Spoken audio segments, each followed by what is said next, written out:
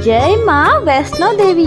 मान्यता अनुसार एक बार पहाड़ों वाली माता ने अपने एक परम भक्त पंडित श्रीधर की भक्ति से प्रसन्न होकर उसकी लाज बचाई और पूरे सृष्टि को अपने अस्तित्व का प्रमाण दिया।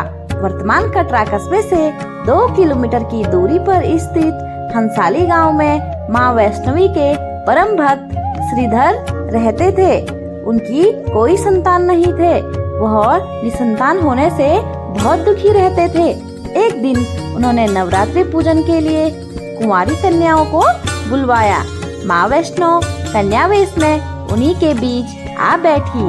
पूजन के बाद सभी कन्याएं तो चली गई, पर माँ वैष्णो देवी वहीं रही और श्रीधर से बोली, सबको अपने घर भंडारे का निमंत्रण दे आओ। श्रीधर ने दिव्य कन्या की बात मान ली और आसपास के गांव में भंडारे का संदेश पहुंचा दिया।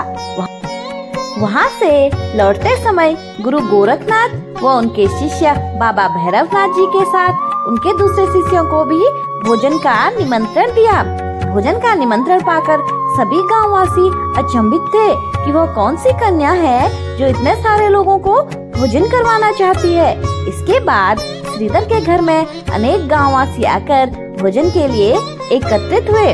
तब कन्या रूपी माँ वैष्णो देवी ने एक विचित्र पात्र से सभी को भोजन परोसना शुरू किया। भोजन परोसते हुए जब कन्या भैरवनाथ के पास गई, तब उसने कहा कि मैं तो खीर पूरी की जगह मांस भक्षण और मदिरा पान करूंगा। तब कन्या रूपी माँ ने उसे समझाया कि यह ब्राह्मण के यहाँ का भोजन है, इसमें मांसाहार नहीं किया जाता। किंतु भैरवनाथ ने जानबूझकर अपनी बात पर अड़ा रहा। तब भैरवनाथ ने उस कन्या को पकड़ना चाहा। तब माँ ने उसके कपट को जान लिया। माँ ने वायु का रूप धारण किया और त्रिकूट पर्वत की ओर उड़ चली। भैरवनाथ भी उनके पीछे गया। माना जाता है कि माँ की रक्षा के लिए पवन पुत्र हनुमान जी भी वहीं थे। मान्यता के अनुसार उस वक्त भी हनुमान जी माता की रक्षा के लिए उनके साथ थे। हनुमान जी को प्यास लगने पर माता ने उनके आग्रह पर धनुष से पहाड़ पर बाण चलाकर एक जलधारा निकाली और उस जलधारा में अपने केश धोए। आज यह पवित्र जलधारा बाणगंगा के नाम से जानी जाती है, जिसके पवित्र जल का पान करने या इसके स्नान करने से श्रद्धालुओं की सारी थकावट और तकलीफें दूर हो जाती है। इस दौरान माता ने एक गुफा में प्रवेश कर 9 माह तक तपस्या की। भैरवनाथ भी उनके पीछे वहां तक आ गए। तब एक साधु ने भैरवनाथ से कहा कि तू जिसे एक कन्या समझ रहा है वह आदिशक्ति जगदम्बा है, इसलिए उस महाशक्ति का पीछा छोड़ दे। भैरवनाथ साधु की बात नहीं मानी। तब माता गुफा की दूसरी ओर से मार्ग बनाकर बाहर निकली। यह गुफा आज भी अर्धकुमारी नाम से प्रसिद्ध है। अर्धकुमारी के पहले माता की चरण पादुका भी है। यह वह स्थान है जहां माता ने भागते भागते मुड़कर भैरवनाथ को देखा था। गुफा से बाहर निकलकर कन्या ने देवी का रूप धारण किया। माता ने भैरवनाथ को चेताया और वापस जाने को कहा, फिर भी वह नहीं माना।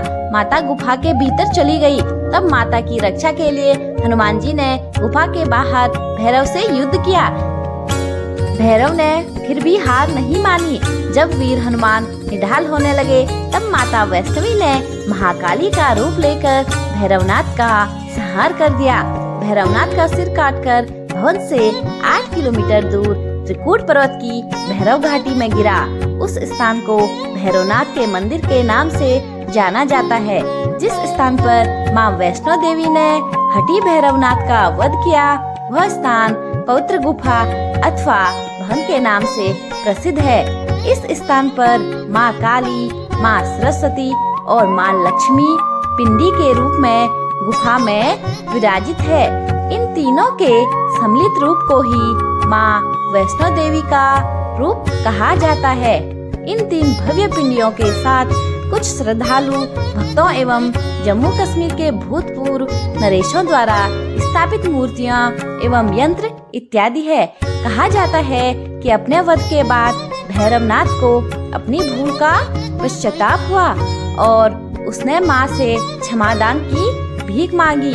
माता वैष्णो देवी जानती थी कि उन पर हमला करने के पीछे भैरव की प्रमुख मंशा मोक्ष प्राप्त करने की थी।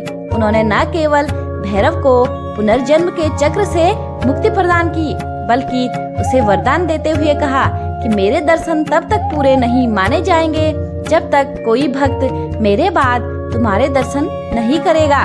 उसी मान्यता के अनुसार आज भी भक्त माता वैष्णो देवी के दर्शन करने के बाद 8 किलोमीटर की खड़ी चढ़ाई चढ़कर भैरवनाथ के दर्शन करने को जाते हैं। इस बीच वैष्णो देवी ने 3 पिंड सहित एक चट्टान का आकार ग्रहण किया और सदा के लिए ध्यानमग्न हो गई।